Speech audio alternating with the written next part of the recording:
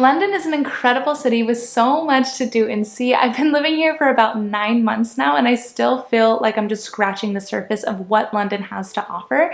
I already created a one-day London itinerary that allows you to see nearly all the main tourist sites in one jam-packed day if you don't have a ton of time to spend here. But today I'm giving you a 3-day itinerary that will allow you to see as much as you possibly can in London city center, from amazing tourist sites to beautiful parks and delicious food markets. Your 3 days in London will not disappoint with this itinerary. Let's start by pulling up my Google map I created for London. Anyone who watches my channel knows I'm a very visual person and I love to create Google Maps when I travel and use them in my videos. So if you're the same, check out this video on how to create your own Google map. So I've separated each day by color. We'll do day 1 as green, day 2 as orange, and day 3 as red. So starting with the green pins on day 1, you'll take the tube or the bus to Westminster Stop. A little side note before we dive into the sites to see here at Westminster Stop, you can use Google Maps Transit to figure out how to get places using public transportation in London, or you can download City Mapper, which I personally prefer because it is a little bit more accurate and it tells you how much the journey will cost.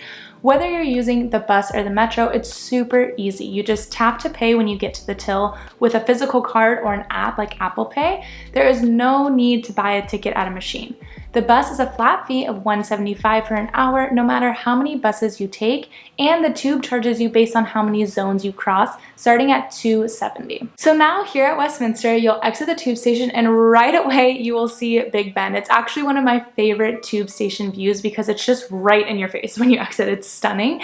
Big Ben is attached to the Palace of Westminster, which is the Parliament building. So take a nice little walk around the area to try and get some cute photos from all angles. Pro tip: on Great George Street, there are a series of red telephone booths. You'll see tons of people there, you can't miss it. They are the perfect photo opportunity of you in the booth with Big Ben behind you. Once you got that perfect shot, head across the road to Westminster Abbey. The lawn right in front of the Abbey is actually another great place to take photos of Big Ben or get a nice video of you panning both Big Ben and Westminster Abbey. The Abbey itself is a stunning church that has been the location of all the royal coronations of English and British monarchs since 1066. It's £19 to enter, or you can admire it from the outside, like me, for free. From here, you're heading to St. James's Park, but if you are a history buff, you might want to stop at the Winston Churchill War Rooms before you head into the park. This was the secret underground headquarters for the core of the British government throughout the Second World War. Tickets are £32 per person. If you're not a history buff or interested in visiting this museum, no worries, continue straight on to St. James's Park. This is a massive and beautiful park filled with little ponds, birds, and tons of different areas to explore. So slowly make your way through the park towards Buckingham Palace, but be sure to take your time and really soak it all in. When you get to the end of the park, you'll reach Buckingham Palace, which has been the official residence of the UK royal family since 1837, and it is stunning. It has 5 floors, 775 rooms, and 40 acres of gardens. Admire it from the outside, snap some photos. If you want to be there to watch the changing of the guard ceremony, you'll need to adjust the itinerary for the day so you're there to watch it at 10:45 a.m. on a Monday, Wednesday, Friday, or Sunday. It lasts about 45 minutes in total. It's basically exactly as it sounds. It's the guards changing place or relieving one another from duty, but there is a traditional way to do it.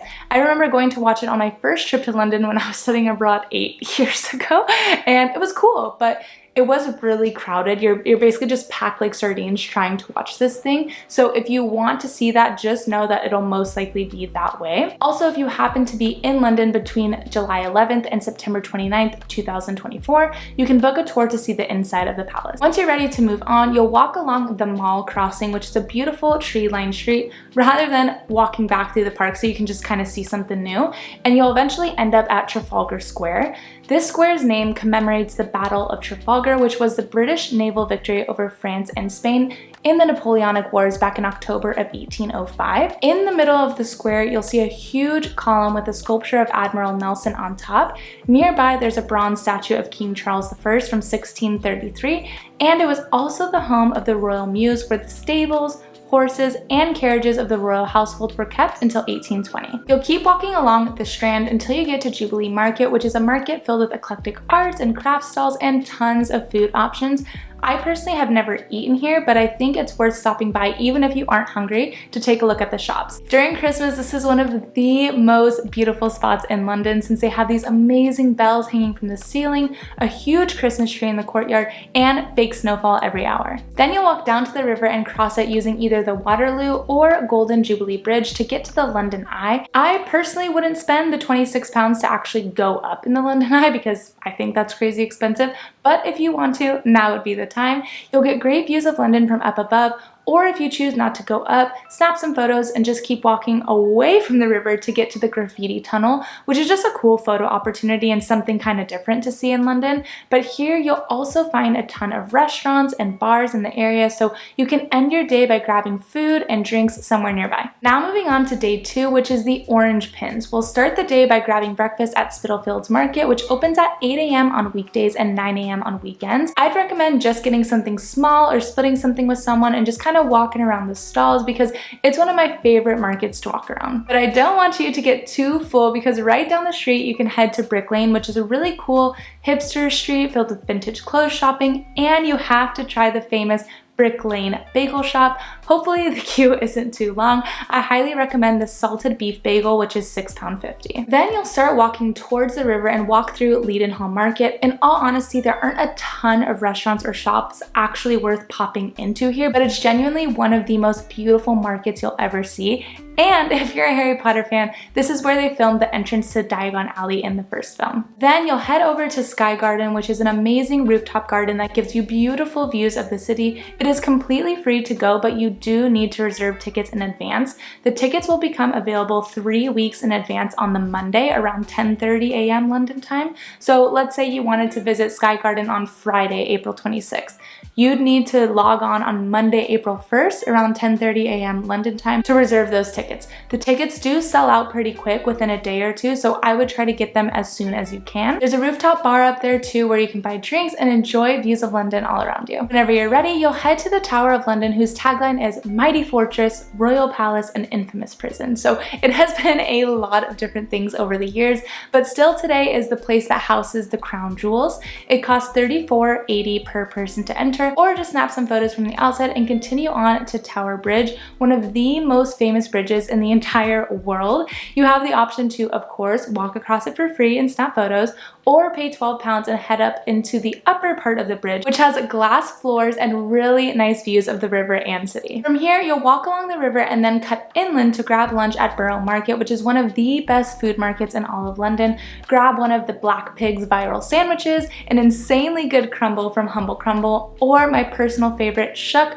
which sells Tel Aviv-styled stuffed pitas. Once you're ready to walk off some of the amazing food you just ate, walk along the river to get to the Tate Modern Museum, which is completely free to enter and you don't need to book tickets in advance. Make sure to head upstairs to go to the balcony and see amazing river views. If a museum isn't really your cup of tea, you can continue on and walk across Millennium Bridge, which is a really cool looking bridge, and for your Harry Potter fans, once again, you'll recognize it as one of the opening scenes in the 6th film where the Death Eaters circle around it and make it fall down. At the end of the bridge, you'll see St. Paul's Cathedral, which is an Anglican cathedral that serves as the mother church of the Diocese of London and is the seat of the Bishop of London. It really is a showstopper and a great photo opportunity. If you want to head inside, it's £25 per person. We'll end the day here, so if you want to grab food nearby or hop on one of the many tube stops nearby to go back to your accommodation area and grab food there, totally up to you. And last but certainly not least, we have day 3, which is the Red Pins. We'll start the day at Kensington Palace, which is a royal residence and office hall. This is currently the official residence of Kate and William, the Prince and Princess of Wales, and was once the official residence of the late Princess Diana as well. It costs £24 to enter. Otherwise, snap your photos of the outside and continue walking through the park until you get to the Italian gardens, which are absolutely stunning. This will of course depend on your time of year you're visiting in London, but if it is a nice day, I can't recommend having a coffee and a pastry here and just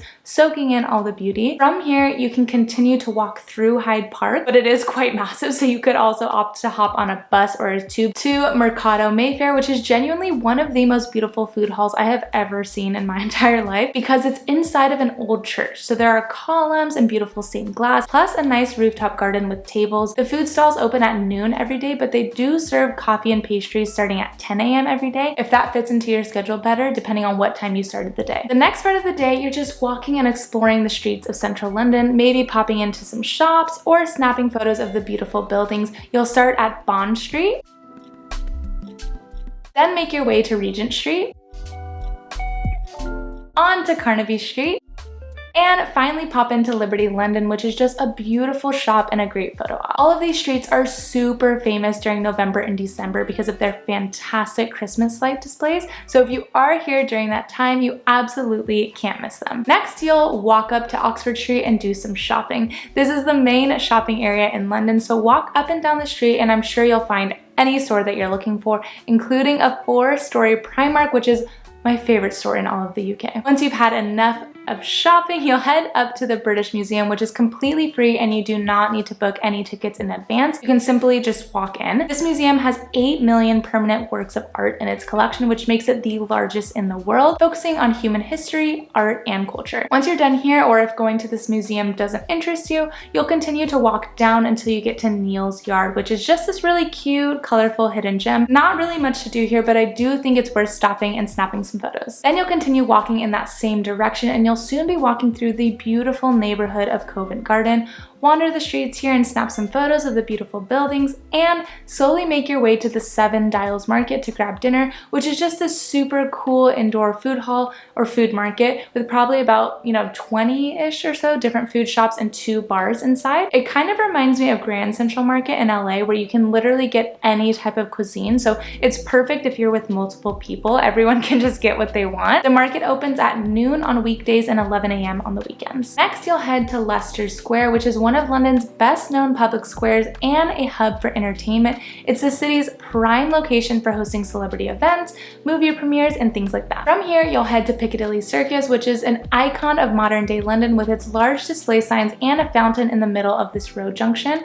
I think it's worth going to just because of how famous it is, but I do want to set your expectations correct. I was told it was comparable to New York's Times Square, and it absolutely is not. It only has a few big screens and Times Square is just filled with screens and is a super unique experience. So just know if you've been to Times Square in New York before, it's not on the same level at all, but it is worth going to and snapping a photo, especially at night. Like I said in the beginning of the video, London is massive. It's a city that just has so much to do. It was hard for me to even narrow it down into a 3-day itinerary for you because there's still just so much you can see in London after you do this itinerary. Soon I'll be putting together longer itineraries that will incorporate some of the other pins you see on this map, like Camden Market, Notting Hill, Greenwich, and so much more. So make sure to subscribe so you don't miss out on those. And in the meantime, if you do have an extra day to spare and are looking to get outside of London, I highly recommend heading to Oxford for the day. It's one of the most beautiful cities in England and an absolute must-see on any trip to England.